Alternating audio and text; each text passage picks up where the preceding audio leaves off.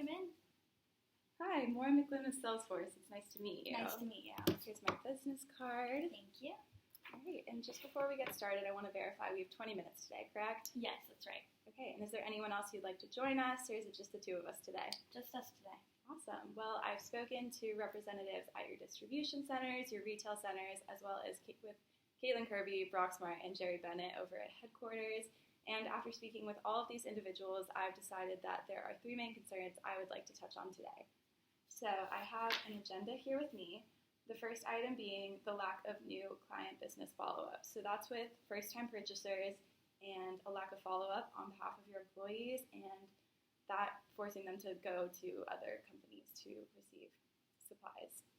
Next, I would like to talk about out-of-stock situations where you might have a new order come in that you're just not able to fulfill, and you lose out on that sales revenue. And then lastly, incorrect customer billings, where either you are billing your customer the wrong amount or billing the wrong customer altogether.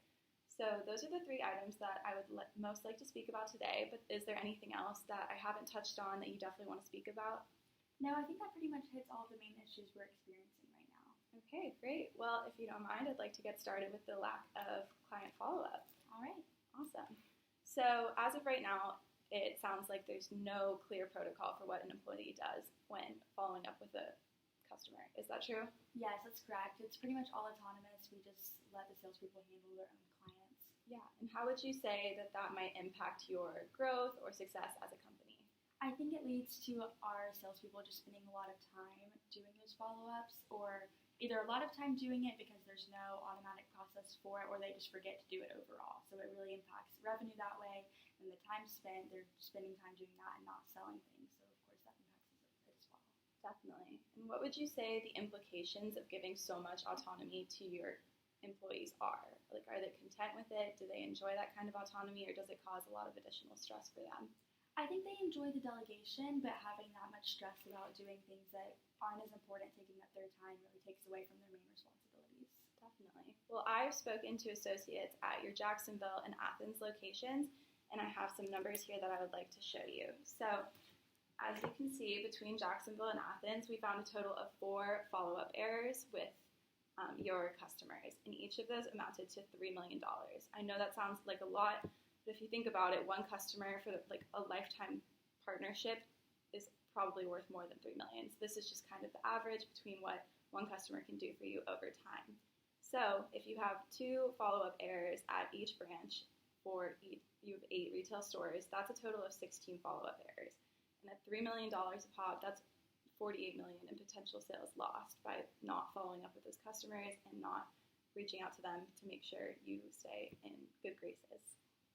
So in your experience, would you say that this lack of a follow-up process has any impact on staff turnover? Like, have you seen any employees leaving the company? I don't think employees have left because of this directly, but it's definitely added to it. I think when they feel maybe overwhelmed with their workload and having to focus on these tiny tasks that don't really add to their productivity, that definitely makes them look to other companies. Yeah, and would you say that in your experience you have seen companies search for clients elsewhere because of the lack of follow-up? Definitely. Okay, awesome. And so if you could improve the system and make it so that the follow-up is a much more clear automatic protocol to follow, what kind of benefits could you see from that? I think it definitely leads to more productivity, like I said, in the selling, where they're focusing on their main task all the time. They don't have to do these other small things. It can become part of their routine by just going, clicking a button, sending that email. Yeah. Great. Well, those are all the questions I have for you regarding new business follow-up. Are you comfortable if we start talking about the out-of-stock situations? Yeah, sounds good. Okay, great. So I have some more numbers for you here. Again, we talked to the Jacksonville and Athens locations, and it appears that there have been several out-of-stock situations that have led to a loss of sales. Is that correct? Yes. Okay. And that's especially true with some of your bigger clients, right? Yes. You know, they're ordering more things from you, so it's more likely that you won't be able to fulfill those very large orders. Right. Gotcha. So can you attest to maybe why this is happening? What is causing this lack of supply? Is it miscommunication between departments? Is it just a supply chain error and not having enough products to purchase? I think it's definitely just overall miscommunication communication, maybe up and down the supply chain between our retail locations, our distribution centers. They just don't have a system where they can all communicate properly and keep that inventory in stock. Definitely. Well, at the Jacksonville and Athens locations together, we have found 12 total issues in out of stock issues where you weren't able to fulfill an order that was placed for your company. So if we have 6 supply issues at every single one of your retail stores, that amounts to 48 supply chain errors. And the average cost of these missed orders were $50,000 a piece. So that would end up being $2.4 million lost for your company. And that's only a matter of one-time sales. You missed out on $50,000 that time by not having what they needed. But think about maybe if they want to go to a different company. Those are all issues that definitely come up with not being able to supply for your customers. So what would you say, currently after speaking to Caitlin Kirby in finance, she said that your 2023 projections are $650 million. Is that correct? Yes. What problems could you see arising if your growth actually ends up being much more than that? I mean, if we're already not able to supply these products to customers now, think about if we're having even more customers, more sales, how are we going to get products that we don't even have to begin with? Yeah, and so that could really cause even worse implications for your supply chain. If you can't handle it now, it's only going to get worse, definitely. So what growth could you see happening for your company if we are able to fix those supply chains? Do you see your growth as a company increasing? Do you think your projections for 2023 could be higher? I think they could be higher. It would also keep those customers coming back. If we look back at the first issue of follow-up and customers just leaving after the first time, it's kind of the same thing when they come in and we don't have the product they're looking for, they just go to another company, so they wouldn't even have to deal with those issues. Definitely. So I think this is definitely an area where we could work on, and I appreciate you answering those questions for me. I would love to move on to the incorrect billing, if that's okay with you now. Yeah. Okay, awesome. So after speaking to Jacksonville and Athens, just like I did for the other two, we found a total of 20 incorrect billings. Does that seem reasonable to you? Yeah, probably. Okay. And so what would you say are some of the ramifications from an incorrect error? Like how would your clients react to a billing error put onto their account? I think it just adds a lot of stress for these clients if they order a certain amount and they have this idea in their head about how much it's going to be. Maybe they see a way larger number than they ordered, or maybe even what they ordered isn't correct and things like that. It definitely causes frustration. Definitely. And let's say you're a client and you're trying to purchase something from a company and you get an incorrect error. Either it's the wrong number or it's just simply something you didn't order. Like, how would that change your perception of the company? I think it just really seems unprofessional, if I'm being honest. And it just causes a lot of frustration. Once again, I know it takes a lot of time to go back and fix those errors and finally get me the correct bill, so I don't think I would keep buying from that company. Yeah, so you would say that's reason enough to leave and maybe go to a competitor like Staples? I would think so. Okay, great. So I went ahead and did the math for if we have 10 incorrect billings per 8 retail stores, that ends up being 80 incorrect bills for your customers. And the average cost of the incorrect bills that we saw was $170,000 each. So if we add that all together, that's $12 million in incorrect sales. And that's not to say that every single client that is billed incorrectly is going to leave for another competitor, but let's say even 20% leave, because you said it's definitely enough reason to go to a different company. If 12 or 20% of your sales in this instant leave, I mean, that's still over $2.5 million. So that's a huge impact on your company for sure. And what would you say is kind of an impact on the productivity of your workers? Do you see how maybe an incorrect bill can take away from the time they could be spent in other aspects of business? Definitely, not even just the salespeople when it comes to this. This is a miscommunication between sales and finance. So it's both of these teams having to work together and spend more time finding out where the error was, whether if it was a wrong number in the amount of product or the finance messed up the price and things like that. Definitely. So if you could fix these billing issues, and this is no longer an issue, your salespeople aren't spending their time correcting invoices and things like that, what could their time be better spent doing?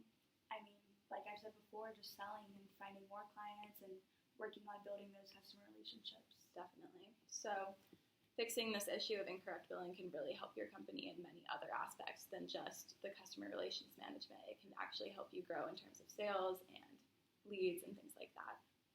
Definitely. And to resolve the miscommunication as well. Yes, for sure. Okay, great. Well, I've kind of totaled together the possible error in all of these topics that we've discussed. And between the out-of-stock situations, the new client follow-up, and the incorrect billing, that amounts to a possibly $50 million lost. And like I said, not every single one of your clients is going to leave because you don't follow up, and they're not necessarily going to leave because you're out of stock of something. They might just not order it that one time. They could come back another time. But even if a small percentage of your customers do leave, that is millions of dollars that are being lost. So if you don't mind, I would love to show you how Salesforce can help you to improve on this and what we can do to help you to fix these issues. Yeah, I'd love to see it. Okay, great. So in terms of new client business follow-up, on our website here, I have some screenshots. So basically, when you find a new lead, you can put them into the system. So here, this is an example. You have the sales manager, Sally, and Sally has just started a sale with LinkPoint. And so you put them into the system. You can prioritize them depending on how big of a client they are. You can put tasks into the system.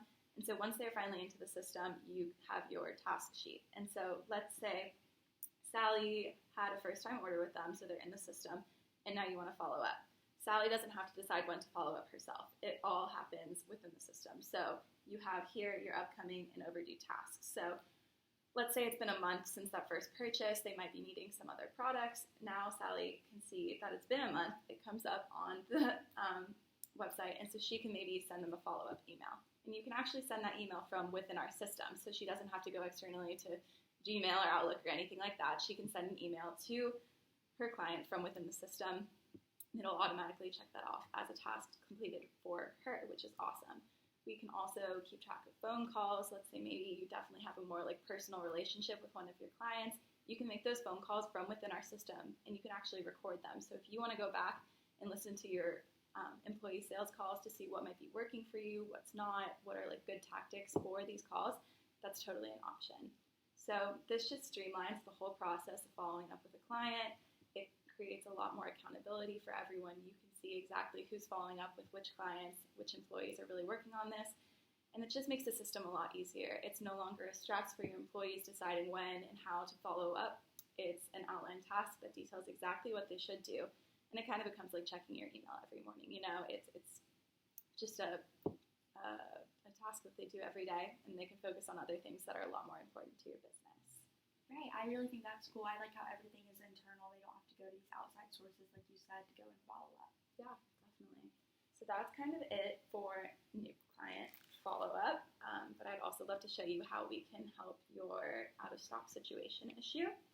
So here, as you can see, we have an inventory screenshot. So basically, any item that you have in a distribution center or maybe behind the counter in a retail store, it's tracked here.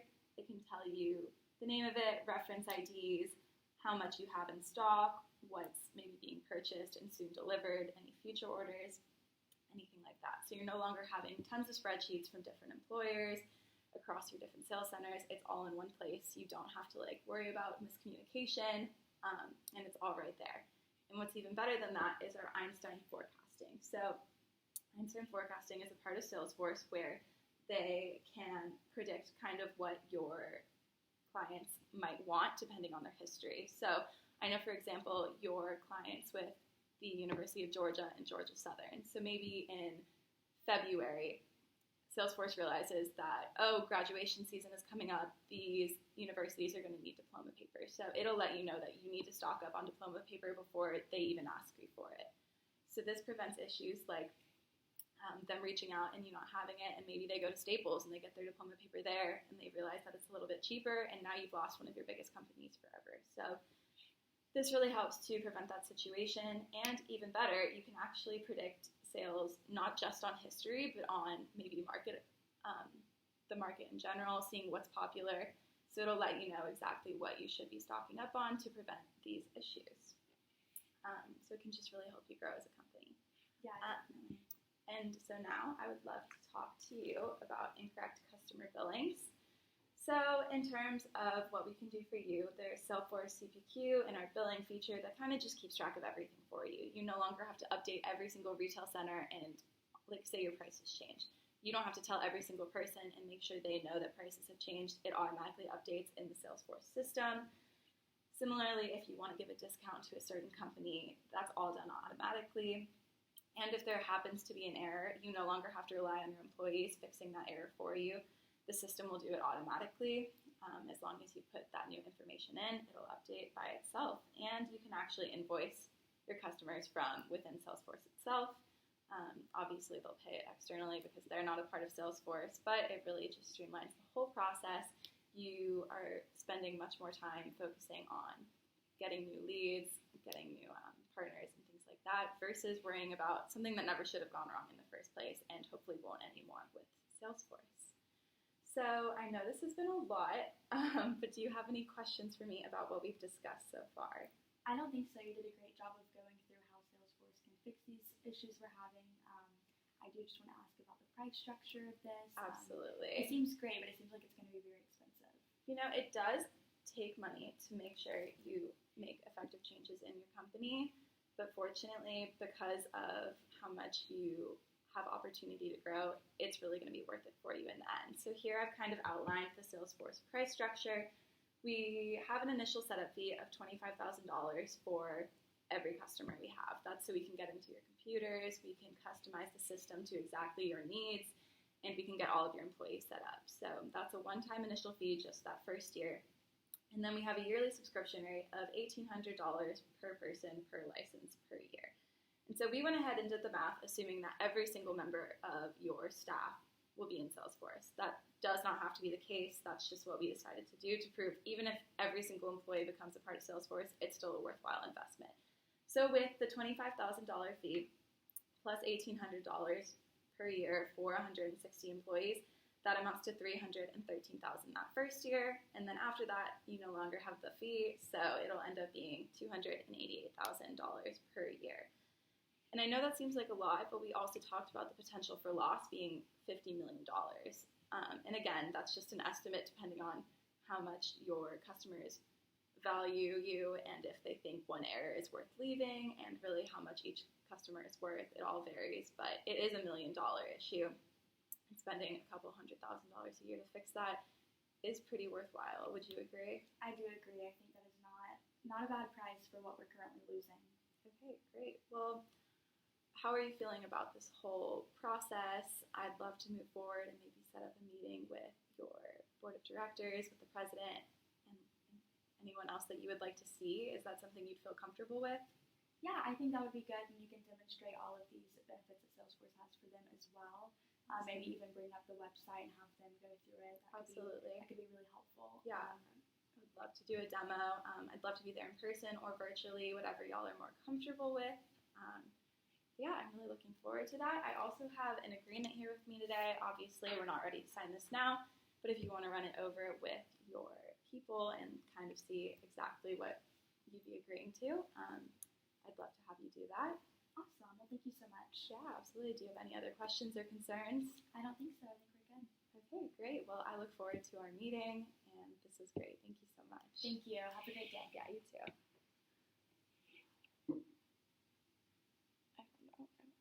What is that? I think that was so good. Really? I know, I really do. You practice so much. I did not do anything.